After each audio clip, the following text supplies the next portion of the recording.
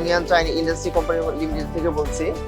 তো ইতিপূর্বে আমরা এখানে এই এক্সিবিশনে আসছিলাম, তখন আমাদের লেদার থেকে ছিলাম, বাট আমরা গার্মেন্টস ফেয়ারে কখনো আসিনি। তো এবার গ্যাপ এক্সপো 2024 এবার ফার্স্ট টাইম আমরা আসছি।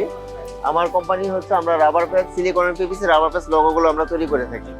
তো গার্মেন্টস সম্পর্কে আমাদের আগে পরিচিতি ছিল না, আমরা এই পরিচিতির জন্য এখানে আসছি। এবার আমরা যতটুকু এক্সপেকটেশন নিয়ে এখানে আসছি, হোপফুলি আমরা এখানে ফুলফিল করতে পারছি। এটা ইভেন গার্মেন্টস থেকে আমরা অনেকটা সাড়া পেয়েছি, যা গতকালকে এবং আজকে আমরা অনেক সাড়া পেয়েছি এখানে।